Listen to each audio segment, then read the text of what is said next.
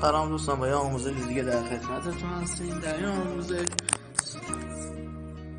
خواندن پیام‌های حذف شده رو بهتون آموزش میشه. داخل هر پیام رسانی که دلتون بخواد باشه. برای این کار به برنامه نوتی سیو نیاز داریم که این برنامه داخل فروشگاه پلی هست. فروشگاه پلی نصب رو باز میکنیم، قسمت جستجو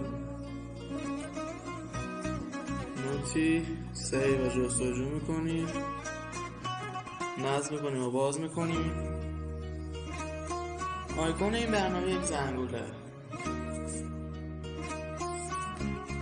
این پیام نگاه کنید، اینجا هر خبری باشه به ما اطلاع میده. الان ما یه پیام میفرستیم داخل واتساپ و اونو پاک میکنیم.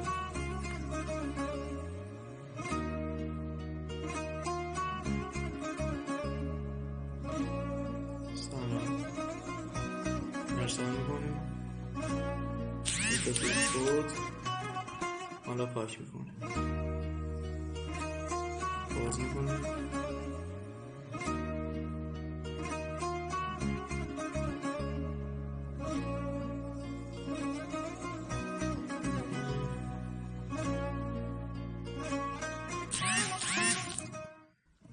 حالا سه تا پیام پاک میکنیم،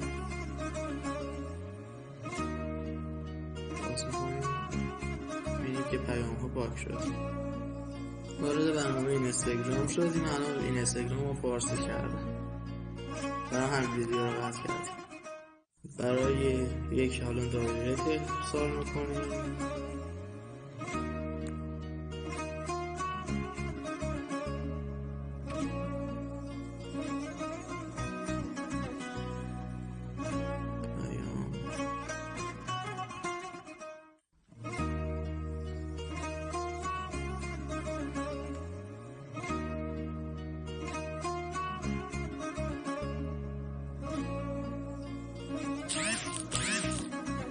پیام ها ارسال شد.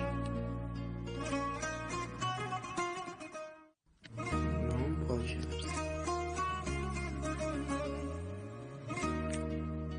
میدونید که داخل اینستاگرام ها نشون نمیده پیام پاک شد. حالا وارد نوت سیو میشیم.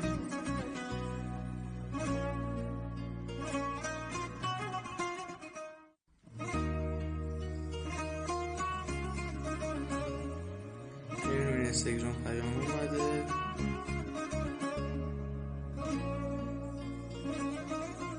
سلام، خوبی؟ چطوری؟ نقطه.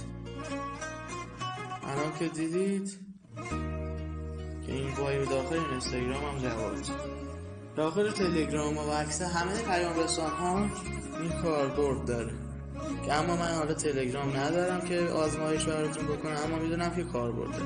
امیدوارم از این آموزشم راضی بوده باشید. نظر دارید کامنت کنید. اگه از ویدیو خوشتون اومد لایک کنید. اگه دوستانتون هم به این آموزش نیاز دارن بر اونا ارسال کنید یا داخل استوریاتون به اشتراک بذارید. و این میخواد از آخرین آموزش های ما با خبر بشید، پیج ما رو فالو کنید. خدا نگهدار تا آموزش بعدی.